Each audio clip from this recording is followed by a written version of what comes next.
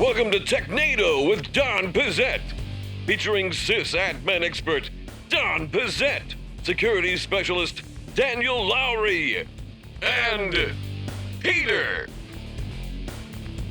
Hello and welcome to Technado with Don Pizzette. I'm your host, Peter Van Ransdam, and I am joined amazingly by Don Pizzette. Don, how you doing today? I am doing great. You know, I have a lot of stuff. I've been dealing with a bit of a technology audit, so that's where I've been wrapped up this last week, which has been amazingly fun. So now I have to lower my expectations to be on Technado. Yeah, way more fun. Way more fun than this. And Daniel, how are you today? I am not unwell, thank you. That's good. All right, congratulations. Takes a moment to process that one. Yeah, I always enjoy that one. I think that's good. Yeah. All right, and we are joined today by a special guest. We have Zak Rubenstein with us, who is the CEO at OneTouch.io. Zak, how you doing today? Yeah, pretty good. Thanks for having me on the podcast today. Yeah, we are excited to have you, and we know it is late at night. You're all the way over in Israel, which it seems like. Or do you have to start a security company if you're from Israel? Yeah. When you're born, your parents actually sign on it. Actually, I came to live in Israel from England about 20 years ago. And then one of my first jobs here was in Checkpoint. So that's kind of how I got into it. So bit of luck. But basically you need to do some sort of startup. Yeah, it's in luck. You can't do that in England. You've got to go. It's kind of become the Silicon Valley of like cybersecurity. Oh, totally. Absolutely. Yeah. That's amazing. And actually with if you kind of follow what's going on in the news, Israel was very quick to roll out the vaccine here. So Israel's actually now getting a name for biopharmaceutical engineering and biomedical engineering. So there's a lot of good stuff that's going to be coming out to Israel in the next few years, aside from cybersecurity. All right. Well, as soon as they get mech suits, I'll move there. Yeah. As soon as they get what? The mech suits, like giant robotic suits. Robot jocks. I have it. Are they working on that? Are they working on that? I think they are. All right. Well, let's get to know you a little bit more, Zak, in our first segment today, which is rapid fire questions. Who do you work for? What's new? Who are you? What's happening? What's wrong with you? All right, Zak, in this segment, we are going to rapidly fire questions at you. We'll rotate around through each of the hosts here and ask you questions about yourself, your organization, and stuff. You'll have a 5-minute timer on the side of your screen. You'll have approximately 1 minute for each question. If you take too long, Peter will buzz you. Like that. We'll move on to the next question. So we will get started today with Peter. All right. Well, we alluded to the fact that OneTouch.io is a security company, but can you kind of give us the pitch? What is the company all about? So we're about discovering unknown uses of sensitive data, personal sensitive data. So the real differentiator between us is that we'll use a combination of network analytics and other sensors in order to discover all the places where sensitive data is being stored, processed, and shared. And that's really the key thing, is that when it came to data privacy technology, which really has redefined data security and the way the companies need to think about security, companies need to keep abreast of what's going on with sensitive personal data at any moment in time. So we do a continuous monitoring and scanning of the network to see how that data is being stored, processed, and shared, whether it's structured or unstructured data, data rest, data motion, but most importantly, whether it's unknown or unknown unknowns. I'm always curious about automated systems that identify PII, because it seems like it'd be really difficult to find it. In the old days, you had social security numbers, so we knew a 9-digit number that had a couple of hyphens, pretty easy to spot, or a credit card number where you have a fixed length, usually starts with a 4 if it's Visa, like you got characteristics. But now with GDPR, PII is things like people's first and last name. So if somebody's name is Rose, how do you spot that their name is being stored in a place it shouldn't be stored or not secure? Like, how do you guys identify data? Actually, it's more complicated than that, because even when you get to regular expressions, companies may store those regular expressions in different ways, like a credit card number or social security number. And what you're referring to is sort of unstructured data. So you'll have a name. How do you know a name is actually Rose, is actually a name or a flower? And what we do is we relate that to an initial source of data, like a customer list, and we look for all copies in the network, so that way we know we're accurate about that information. And that seems to be really complex stuff going on in there. Well above my pay grade. Speaking above my pay grade, let's talk about after the breach. Do you have some system in place for detecting PII with that, and what are those? Well, one of a challenge of a breach is, or a specific example is, say, ransomware, where you've been locked out of your database and you want to actually know what's going on in that database, but you can't get into it because you've been locked out of it. So we'll keep a record of exactly what information is in any database or file system. And obviously the challenge is that there could be file systems or databases that you had no idea existed, and suddenly you're locked out of something that you had no idea that was existed. Well, we'll keep a record or links, I should say, in easy parlance as to what's there, so you'll know what's valuable and what isn't valuable, and you can respond to the breach in a particular way. So you guys just finalized a partnership with IBM, which sounds like a pretty big deal. How does that partnership work? What are you being sold by IBM now to their customers, or how's that relationship go? Yeah, it's a dream come true for any startup. So IBM Security Discover and Classify is actually one-touch inventor. They're OEMing our product, and initially it's being sold as a discovery and classification solution because they understand it's one of the key challenges that are facing data protection practitioners now and data privacy practitioners. But as we move forward, we're going to be announcing all sorts of integrations, and the first one is breach response. Being able to identify where the most sensitive data is in the case of a breach. There's a lot of good stuff coming up in terms of integrations with the different elements of IBM Security's offerings. That's fantastic. So I'm curious, Zach, how you got into IT and IT security specifically. What was your path to this? So actually, I'm an organizational psychologist by training. And my first job was with the English police, funny enough. And then at one point, I realized how everyone around me was kind of really depressed in their role. I thought, I've got to go into IT. And I started my life off as a programmer at HSBC for Hub Systems, and then came to Israel, got a few jobs, and then luckily landed a job in Checkpoint as a trainer through my organizational psychology skills. And then from there, just built up my career in cybersecurity. So IT is less depressing than than being an organizational psychologist in the English police. Apparently, it's a lot more exciting. Yeah, it's a low bar. Yeah. You're starting with. Fantastic. Yeah. All right. Well, while we have you here, we want to get your opinion on an article that kind of talks about the things we've been talking about here. This is from securityintelligence.com. Data security, how data activity monitoring protects against ransomware. And this kind of sounds right up your alley because, you guys are in that space where you're working with data discovery and classification. So, why is that such a challenge for people, do you think? As you know, as organizations get bigger, their primary means of revenue is communicating with their customers. So they'll hold a lot of customer data for different reasons. And large organizations will generally have developers that may take a list of customer data and test applications against that. As an example, you may have a marketing department that will take a list of customer data because they want some sort of campaign. So what you see is a proliferation and copies of personal data going all over the network, which even with the best controls in place, organizations lose track of. And so when you think about breach response, you've had a breach, you need to identify whose data is being breached and how you communicate with those customers. Well, if you have a more pinpointed idea of whose data is being breached, it means that when you go out, you need to notify them by regulation. Maybe you don't need to notify all 100 million of your customers, but only 10 million of your customers. So there's savings to be made in terms of the costs of notification, but also brand.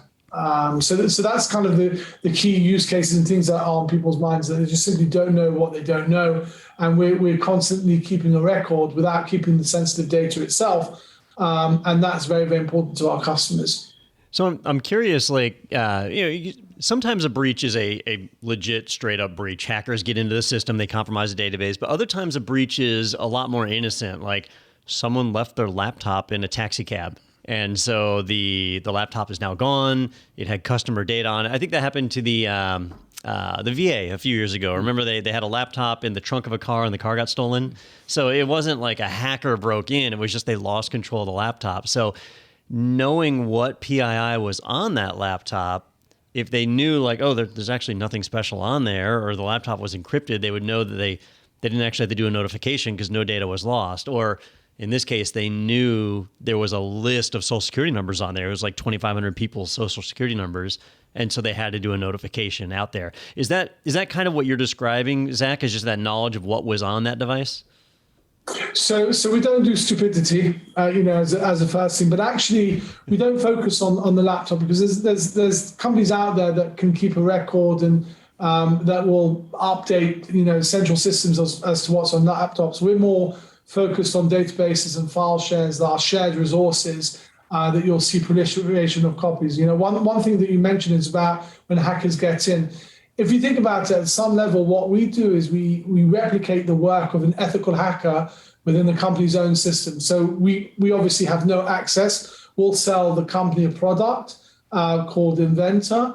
They install it wholly within their environment. We've got no access. But what we're doing is we're really sniffing out everywhere in the network where there can be personal data. So for the first time ever, we're giving the tools of a hacker that would use in order to identify where there is any meaningful sensitive data and let customers know about it so that they can act on it before there's a breach and make sure that it's properly protected, and also save money in terms of protection because they don't need to protect places that don't have sensitive data, and they can do data minimization and make sure that all the sensitive data they're holding is in one place. And again, I must emphasize that this is a system that's placed wholly within the customer environment. So once we sell them a solution, we've got no access to anything that's going on. Interesting. I'm curious. You don't have to answer, but have you ever encountered a customer where your software scanned and you didn't find anything, like where everything was properly secured and locked off? Has that ever happened?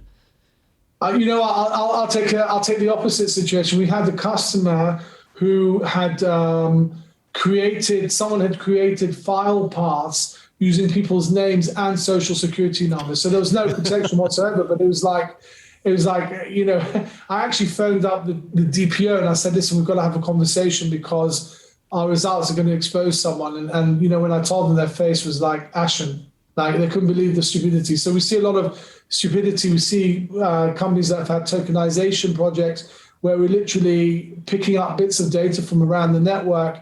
And in one case, we were able to identify 30,000 records of sensitive data that wasn't properly tokenized just because of doing the work that a hacker would do. And that was after a $5 million tokenization project. Wow. Yeah, it's $5 million well spent. Yeah. Man, that is a mess. Yeah. We got the deal, by the way. In other cases, we went in and we found in a company the shareholdings in an Excel spreadsheet of the major executives of the company. So the fun is that we always actually find something. Right? There's always something there, and that's kind of cool. Well, the stupidity of people like me will help make sure that you always have a job.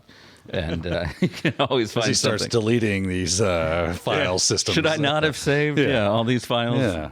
Name them people's names and social security numbers. That's my mistake. This was wrong. My mistake. So I know we touched on the IBM deal, and that's a big thing for you, and kind of one of the big announcements for you guys recently. Is that a big part of your business, these partnerships? Is it something you're looking to do more of? Yeah, it's as we recognize where the market was going last year, everyone was doubling down on these sort of tools for workflow, and we doubled down on making our discovery and classification more accurate at scale, easier to deploy, really working on finding those unknown unknowns. And we recognized very early on that our route to market is going to be about integrating an ecosystem. So actually the very first one out of the gate was IBM, which is kind of like, the creme de la creme, right? It's the icing on the cake. First time out, we're part of that ecosystem. But as we go forward, we look at other vendors such as Fortinet or Palo Alto Networks, say, okay, well, everyone's got this gap in this type of discovery.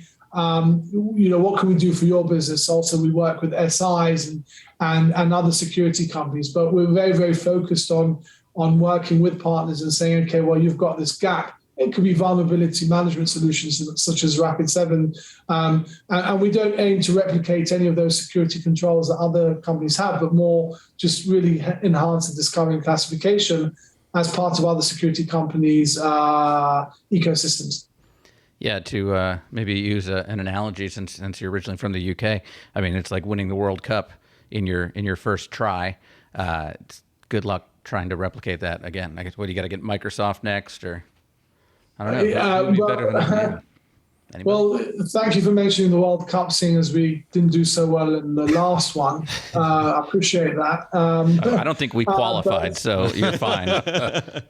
But yeah, I think that one of the things that we need to be cognizant of is sensitivity to our existing partners. And it's something that, I give a lot of thought to. If we're working well with a partner, then, how would they view a new relationship with another partner? Is that competitive? Is that a threat to them? Obviously, we've got to, my primary job is to increase the value of shareholders. That's my job, but I need to balance that with, good business sense. And so part of our route to market is figuring out who the best partners are based on our existing ecosystem. For sure.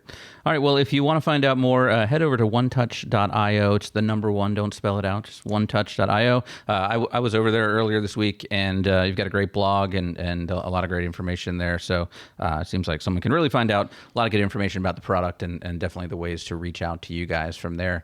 But Zach, we want to thank you so much for taking the time with us today. It was an interesting conversation, and I mean, I love hearing the stories about the things that you can find sometimes when you do those kind of scans. So appreciate you sharing that all with us. No, thank you. Thank you for having me. I appreciate you guys reaching out, and have a great day. You too. And enjoy your holiday this week. I think you've got like some sort of Veterans Day or something. Yeah, Veterans Day is today, the day that this... Which I understand American culture is just another excuse for sales and shopping. That's right. Yeah, you can buy a dishwasher at up to 60% off, apparently. So it's very exciting times. But we want to thank you again, and stay tuned, everybody. We're going to come back. We're going to talk about the news from this week, and we're going to also have a special surprise for you coming up on Technado with Don Pizzette. Do you know what's better than being an IT Pro TV member? Being a member for free. Hi, I'm Don Pizzette, co-founder and edutainer here at IT Pro TV. Once you sign up for an IT Pro TV personal membership subscription, you'll automatically be part of our referral program. Then all you have to do is share your personal referral link and code with your friends and colleagues. Every time one signs up, you get money off your subscription. Sign up enough and your membership is free. That's right, access to all your favorite IT training, totally free. Kind of feels like stealing, doesn't it? Check out the link below to learn how to get your code and start sharing today. All right, welcome back to Technado with Don Pizzette, and I told you there was a big surprise, and he is right next to me. Well, he's in another room, but he's over there. We have Ricky Doyle, who is the co-founder of Practice Labs, and now also the president of ACI Learning. Ricky, how you doing today? I'm good, thanks, Peter. Thanks for asking. I'm happy to be here in the studio.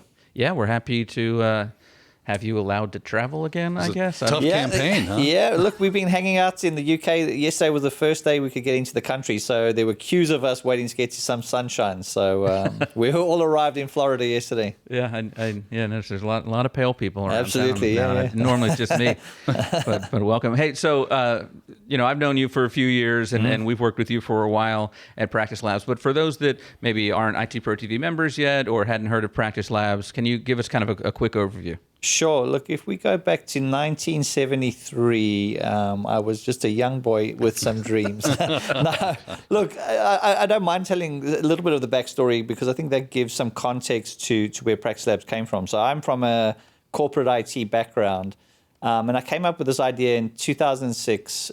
Seen a lot of young engineers go away on different training courses, come back to the office really excited, wanting to put those new skills into practice, but just couldn't find a way to do it. And that was literally the light bulb moment. Hey, I wonder if we built this online lab environment for people to develop those practical skills without having to build their own lab, or certainly de-risk the corporate infrastructure. And that's where it all started. And I make the joke, kind of 2006 to 2012, certainly our sales and marketing strategy was build it and they will come. And we built it and no one came and no one came and no one came. So in true techie fashion, we kind of went, I know what's missing. It's not sales and marketing. We just need to build a better product.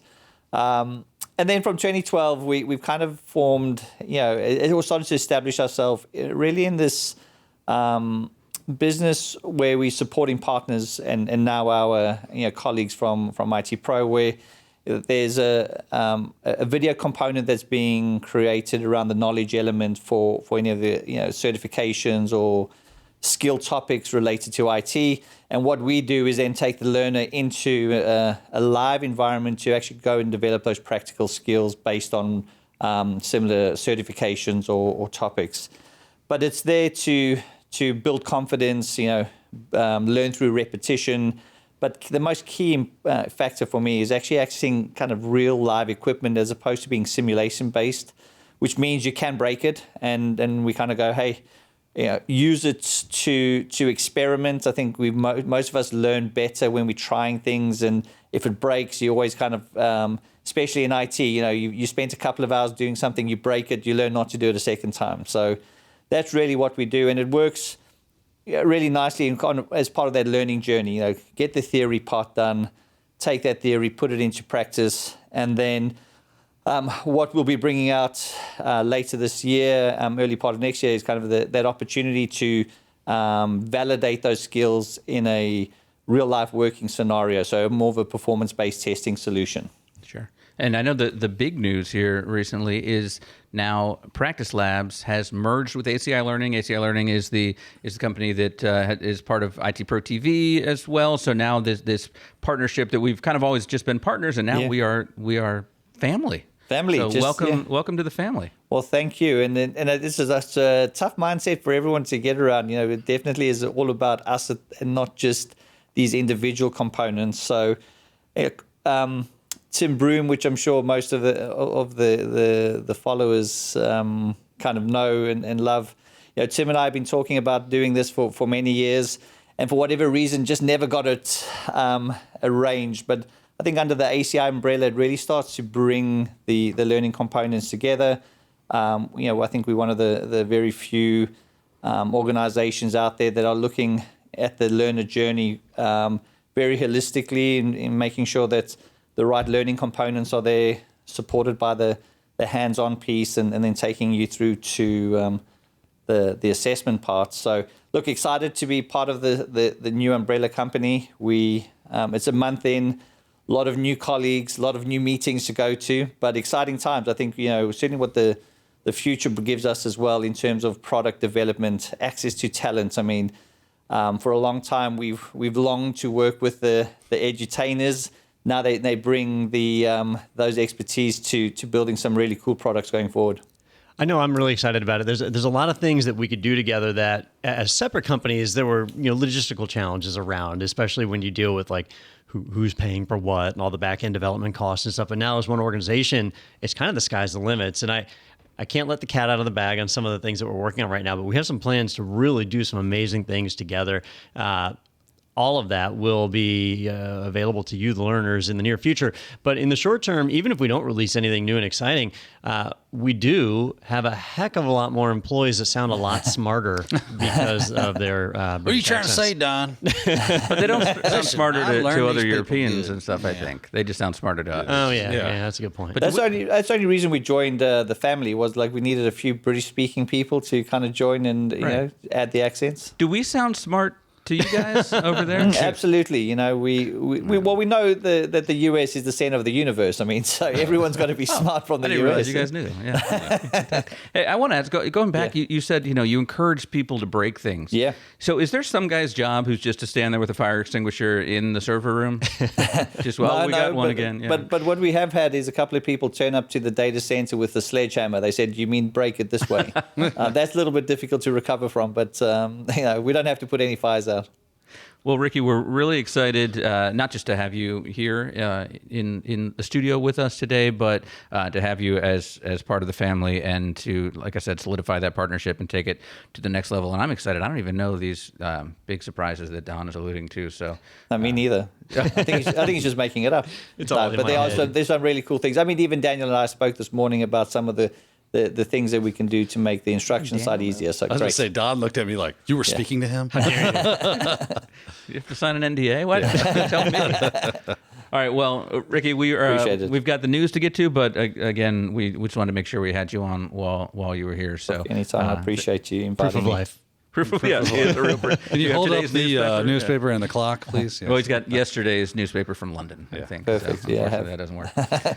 All right, Ricky. guys. Thanks very so much. Yep, we're going to take a quick break, come back, and do the news right after this on Technado with Don Pizzette. So you've tried online IT training, but it's boring, out of date, and pricey.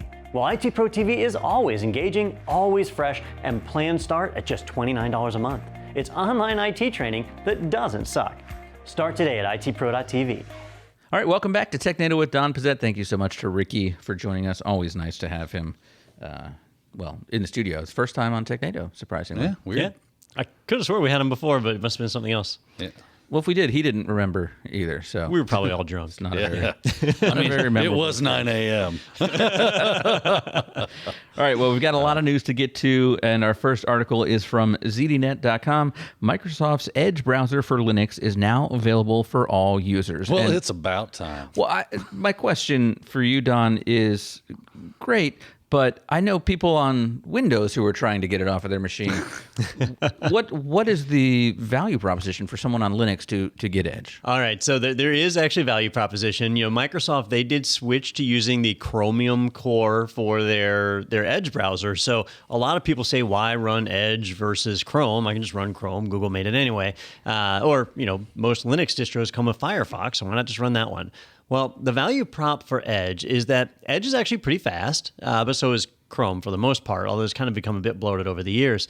But Edge is a lot more resource friendly than Chrome is. So it still consumes a decent bit of RAM, but it's not as memory hungry as Chrome is. But also, it does the full synchronization. So if you're somebody like me that has a Windows machine and a Mac and a Linux box and mobile devices as well, that I can run the Edge browser on all of them and synchronize between them. There's very few other browsers that really give you that. If you run Chrome, it does pretty much cover the various ones, but like if you run Safari, there's no Safari for Linux, and the Safari on Windows is, I don't think, supported anymore. So it's hard to find a good browser that gives you good synchronization across all the devices. But also, if you use Microsoft 365 in your company, the Microsoft apps integrate better with the Edge browser. So if it's your day-to-day productivity suite that you use, well, Edge is going to, I almost said give you an edge, which would be stupid marketing speak, so I got to walk that one back. But it does make it work more gooder. That's the other marketing language. So that's kind of the value prop. Now, there are die-hard Linux people who would never want to put a Microsoft product on their desktop. Yeah. But I wanted to highlight it here because I think it really does show that Microsoft is making a big push into that space. And so Linux is getting a lot more adoption, a lot more recognition from corporate entities. I find it interesting that I mean, I get the idea that the diehard Linux are like, Microsoft, blah, blah, blah. I used to be that person myself, but then I started adopting the idea that Linux is this open environment. It's meant for me to customize and make it the way I want. And I like having options. I think the problem we used to have with Microsoft is they always force the option on you. This is what you will have. And that kind of turned a lot of people off, especially if you were like a Linux-minded person. Yeah. But now they're starting to, like you say, adopt that type of mentality and go with those types of philosophies. And now I just have another tool in my toolkit that I can reach in and use whenever I need it. And that's how I start to think about things when it comes to my Linux operating system. I want tools that I can reach in and use when I need them. I just don't want to be forced to be made to do those things. Yeah, I know. I used to use separate user profiles in Chrome. So I had a work profile and a personal profile, but I started noticing bleed over between the profiles. Like there were some things that it did not isolate right. And so now I've started using Edge for work and Chrome for personal, and so two separate browsers. And I use a theme to make my work one red and my personal one blue. Yeah. And so it's real obvious at a glance whether I'm in my work environment or personal. So that's smart. It's nice to have options. It is. And going back to your point, Daniel, I feel like we talked a little bit about something similar. I think it was last week when you weren't here, Don, about Windows Defender. That's now available as well. Because we were having that same conversation. Why would I want this on my Android device or things like that? And I guess kind of the same logic. Yeah, works, central management, synchronization of settings. Yep. And being able to cross-platform, I can use it on those devices. So if I like that, it works for me. Why would I not want to use it? At least I want to have the option to use it. That's where my mind goes. Yeah. Well, now you do, and it sounds like it's available on many different varieties of Linux distros. So, and it's actually been available for about 4 months in beta. Now it's general release, so now it's the stable version that's out. Yep. All right. well, if you try it out, let us know how it works for you and what you think compared to it on Windows. All right, our next article comes to us over at Bloomberg.com. AMD rallies after landing Meta in latest server chip win. And if you'll recall from last week, Meta is the new name for the Facebook parent company. And so at first I kind of had to register this. I was like, what chips do they have? But they have a lot of those portal devices and things like that. Sure. So and maybe more things now with their whole metaverse coming out. So this is a big deal. Yeah, so this is not going to be in their portal devices. So where you're going to see this is in their data centers. Facebook has a ton of servers. It takes a lot to be able to support the 100, or I think it's billion plus users of Facebook now. Meta, as just a company, has tons and tons of users. Over 25% of the Earth's population uses their platform. It takes a lot of servers to run that. So for AMD, this is a really big step up, right? For decades, Intel has dominated the market, and the last 5 years have been really bad for Intel. They ran into numerous stumbling blocks with their 5 nanometer fabs, so they just have not been able to make the latest and greatest processors. And that allowed AMD, TSMC, a couple of other companies to really step in and move past them.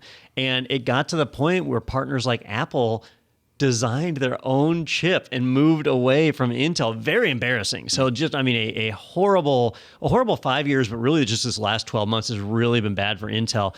And this shows some of the things that are going on. AMD's been doing some amazing stuff.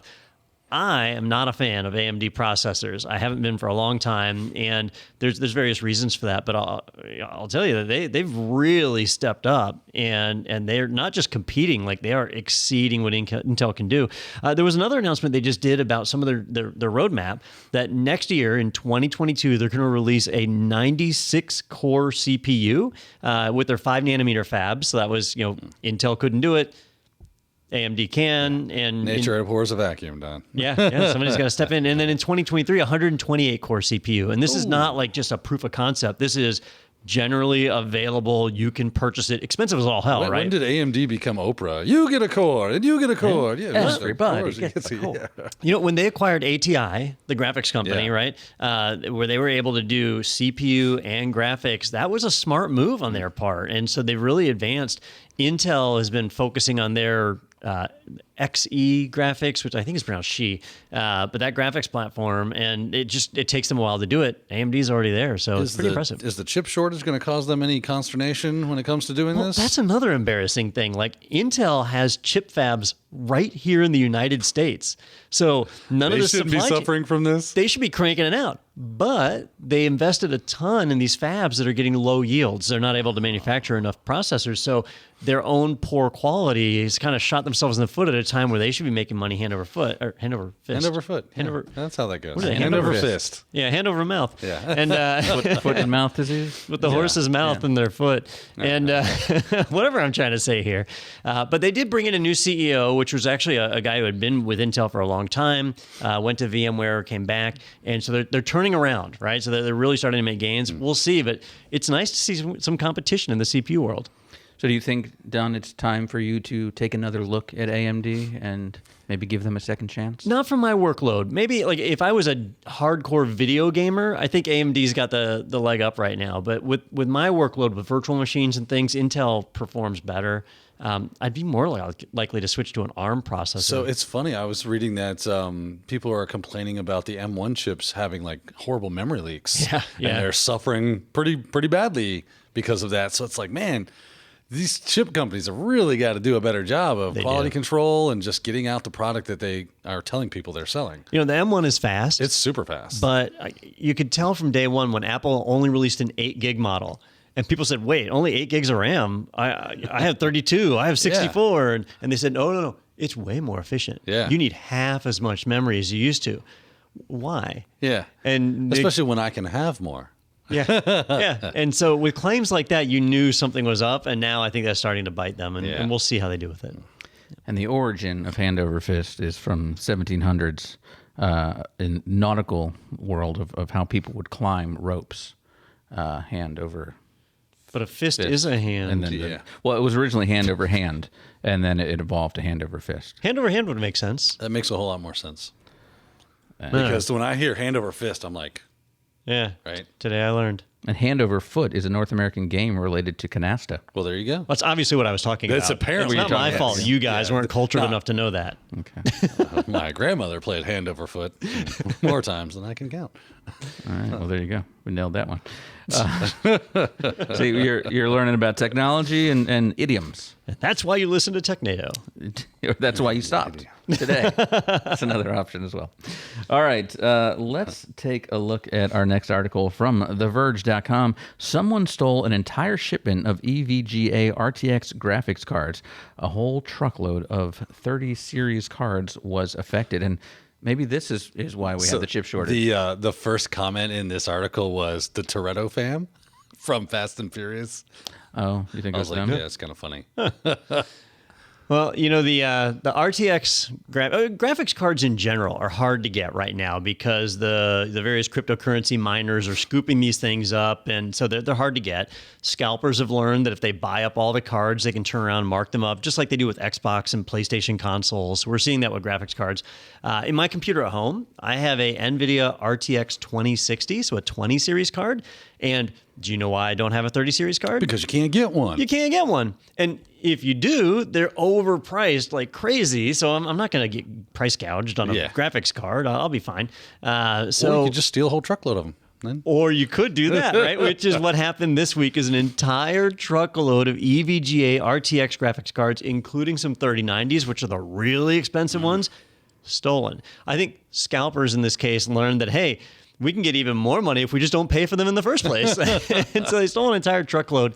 Now, I wondered about what would happen. So I heard about this from a different site when it was originally reported. And I thought, well, what do they do if somebody steals, like at the pharmacy, they don't care if you steal gift cards off the shelf because they haven't been activated. Mm-hmm. Or if they were activated, they can just cancel the numbers and that's that, right? But if you steal a graphics card, could they remote kill it? And I was wondering, do their drivers check in? Do they have remote access? Turns out they don't. So EVGA has just said, like, hey, if you use one of these cards, we won't honor the warranty and we won't honor upgrades. They do like where you get free. Because they can tell if you're using that card based on its serial. They know the serial numbers that were stolen, but the cards don't phone home with their serial numbers, so it's not like they can track them. These are actually gone. And I think, because of the price these are selling for, they need to start having armed guards with their trucks. Yeah, it would seem so. Yeah, because and this wasn't in China or whatever. This was going it was like San Francisco to L.A. or something. Yeah. Yeah, and these are small enough items that a truckload is a ton. Someone's just going to pull up a big, giant Bitcoin mining rig. They could, yeah. And these would be the best cards to do it. It'd be the way to go. Yeah. Imagine if they used every card in the truck. What if they just built it out in the truck? In the truck, in the truck. That's right. Their data center. It's on wheels. Go around stealing electricity. That's right. You're just plugging in orange cords coming out of this.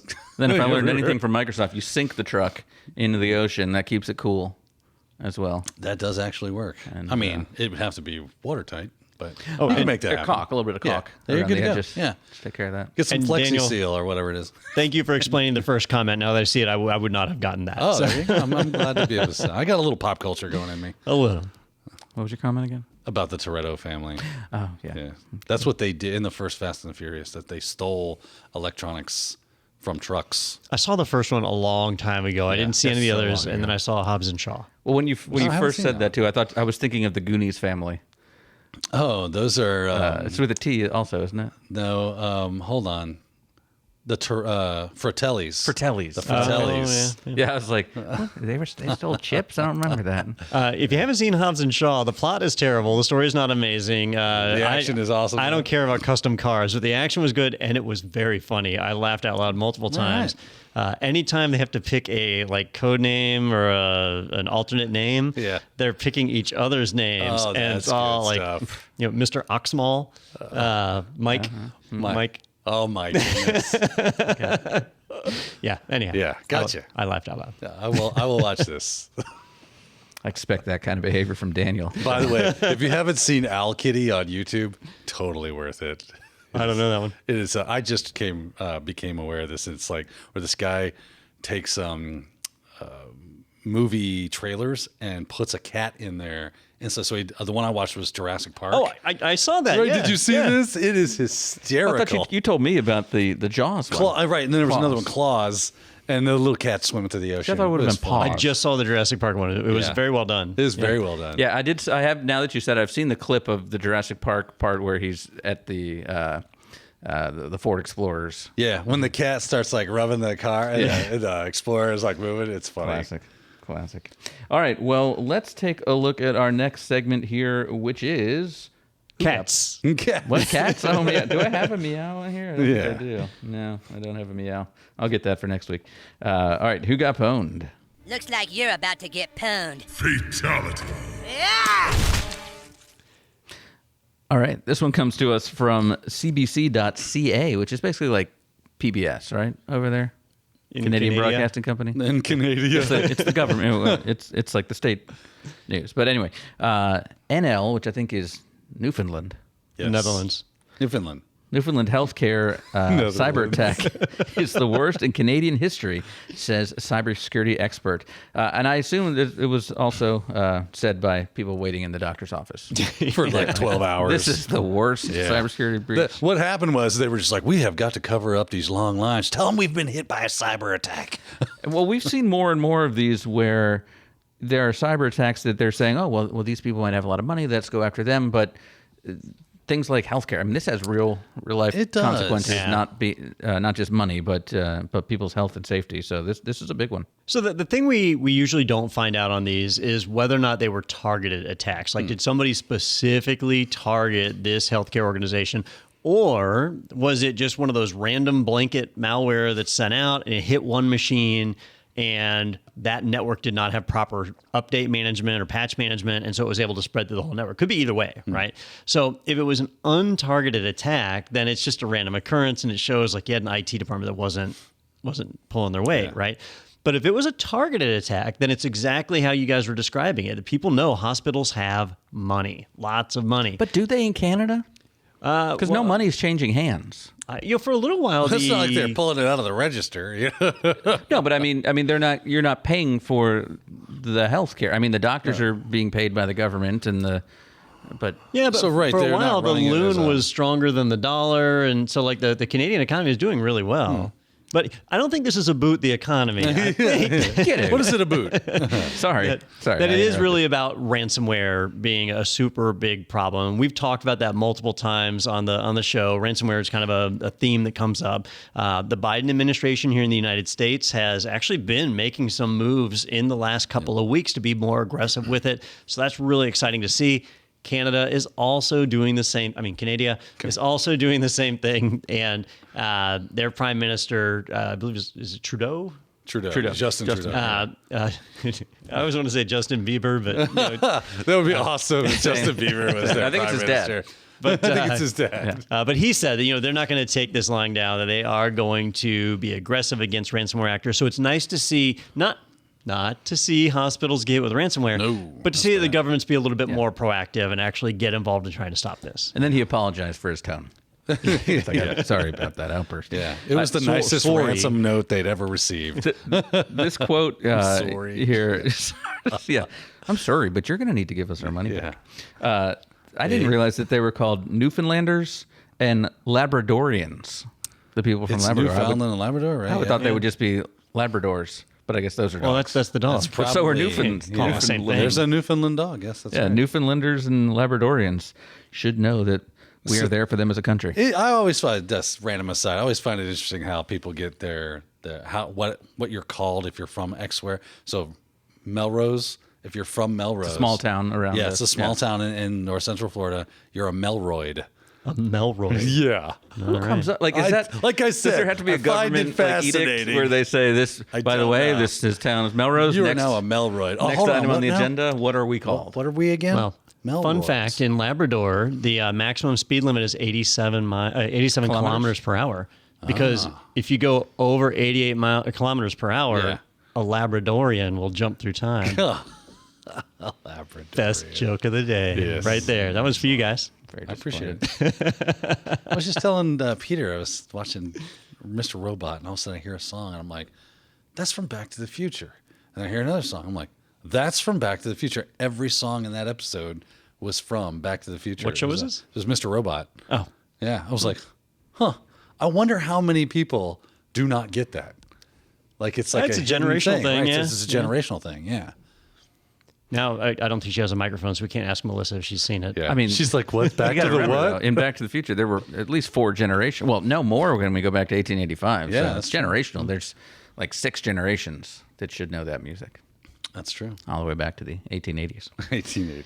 All right, our last and final segment for us today is the one that I always enjoy the most because it's people getting in trouble and held accountable for their actions, and that is Behind Bars.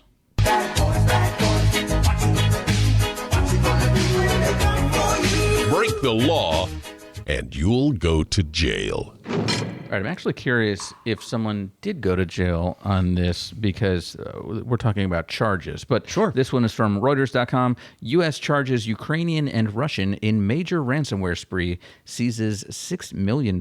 And so were these people actually apprehended or just charged? Because in Russia, I feel like if you're charged by the American government, you're just like, oh, that's funny. Let's go have a shot.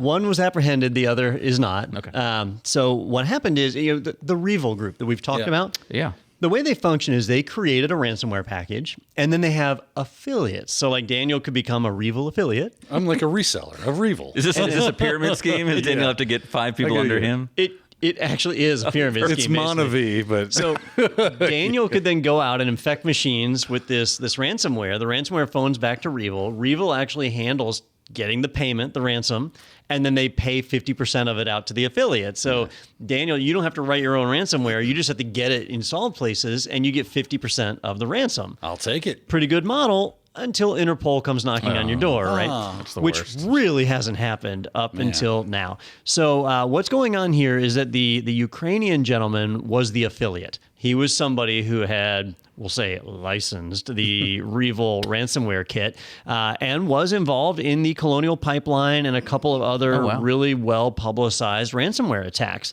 So they identified him. He was detained in Poland, and so he's actually held and the United States has extradition with them, so that means he is going to be sent here to the United States for trial. So here's someone who's actually going to, maybe get put behind bars, or maybe get 2 years of. Or he'll become like a CIA asset. Yeah, I was going to say, does he roll up on the? I mean, do the people know the person that they're under? Probably not. But in this case, because REvil was compromised, we talked about that 2 weeks ago. Yeah. They've identified who his contact was in their organization. That's the other gentleman whose name I cannot pronounce, but it is very Russian.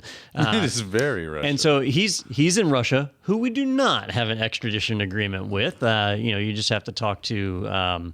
What's his name? Ross Perot. No, who's the former CIA contractor? Edward Snowden. Snowden. Oh, yeah. He He's been can get hiding you a out in meeting. Russia. Yeah. I thought he was an NSA contractor. Was it NSA? Yeah, I thought he it was was NSA. I lost track. It's been so long.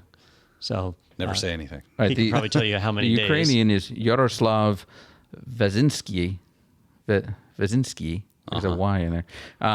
Where's the name of the Russian? I want to try this one. They have his name in here somewhere. Or maybe it was in a different article. 'Cause They actually had his pictures and stuff because they've got a poster out. there's a big, I see it. Yevgeny Igorovich Polyanin. Now, I do watch enough hockey to know that first name is Yevgeny. Yevgeny. Okay. Oh yeah, because he could be like, he's the goalie for the. He's the right Red wing. Wings. Yeah. It's like not that Yevgeny Polyanin. I can't throw a rock without hitting a Yevgeny. So that's good to see some of these people involved with this actually. At a minimum, they're identifying some people, and that kind of puts them on the run. That's what happened to the leader of REvil when the website went down. He actually posted a final message to the group saying, "Hey, our servers are compromised. They're looking for me. I'm out of here. Good luck, guys." And that was it. He disappeared. See, what they're supposed to do is continue to be greedy and go after the goat like they do in the movies. And that's what the rest of the gang did. Morons. And so, now it's continuing on. So it is just nice to see some activity here. It's been years, right? Daniel, when's the first time you encountered ransomware or even heard about it? It was probably, I'm going to go with like 2008 or 9. So I don't know. It might even be the same scenario because for me it was around the same time. Yeah. One of the other edutainers, their dad had their machine get hit, and I had heard about it at that point, but that was the first time I actually knew a real person that got it. And I think he had to pay $300 or whatever to get his computer unlocked. But we're talking about well over a decade of this being a real thing people have experienced, and only now are we really seeing action on it. Mine was at Farm Bureau. One of the agents called and said, "Oh, actually, I can't access my files." I'm like, "What are you talking about?"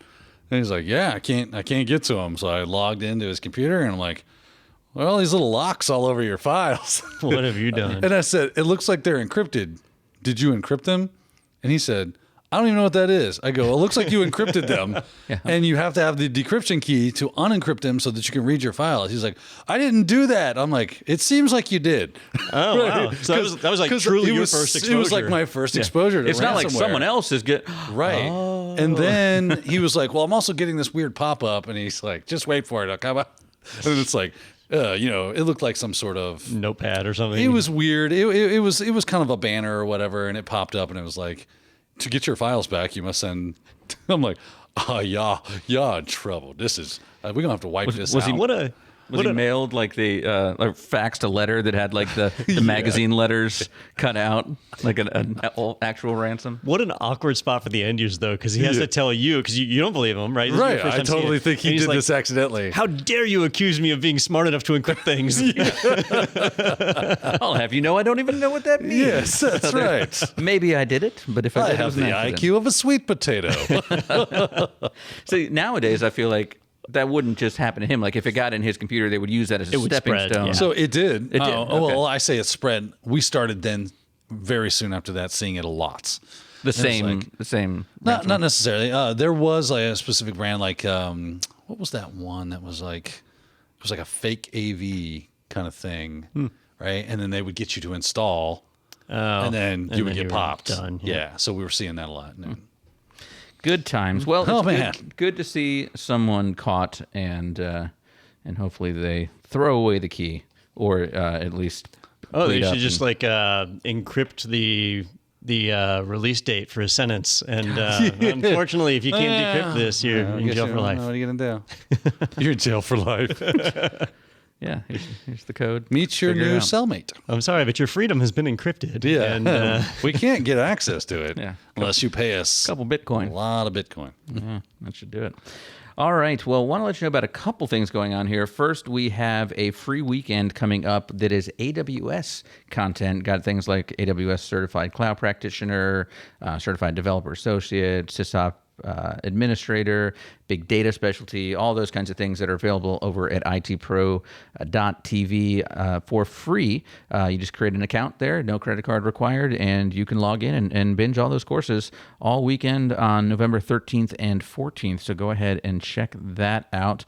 Also want to let you know about a fun thing that we're doing that we did last year, and it is happening again very, very soon. It is the 12 Days of IT, where we will be unboxing 12 different items, and then we will be giving those items away. So over a period of 12 days, starting on November 29th and ending on December 10th, when we have the YouTube Live, where you can watch and see if you won. So head over to itpro.tv/12 days, and you can register to win. We're not going to tell you yet what all the items are, but you'll be able to see them as they roll out. But we've got some really cool things that all the edutainers here kind of gave us suggestions. Here's the things that I would like to see under my tree or in my stocking or next to my dreidel. I'm not sure if that's how that works. My Festivus poll. By my poll after the feats of strength. That's right. I would like to have these items. So yeah, itpro.tv/12 days. Check that out and have some fun there. And then also want to let you know about a webinar coming up. It is Cloud Data Protection on AWS, Best Practices for Staying Secure. And that is with someone from AWS. So the inside scoop, Tracy Pierce from AWS will be joining Adam Gordon for that on Thursday, November 18th, 2 p.m. Eastern Time. Head to itpro.tv/webinars to register for that one. And then finally, head over to the Technado website at technado.com and see all the latest episodes, subscribe. I've just given up on Technado, Dale. Yeah, I've been beaten down enough with that one. But you can also click the big orange button in the corner that says sponsored by IT Pro TV, and you can get a 30% off coupon code for the lifetime of your personal subscription to IT Pro TV. And you can also request a team trial and see the great features for teams like the Pro Portal. It's all over there at technado.com. And that's about it. So, yeah, we got to thank Zak today, Zak Rubenstein, and we also have to thank Ricky Doyle for joining us. Some great guests today, some exciting news and big things going on. And thank you, Don, for gracing us with your presence. and Daniel, Yeah. Yes, that's all you had to say. Yeah, thanks again, Daniel. All right, everybody, we'll see you next week right here on Technado with Don Pizzette.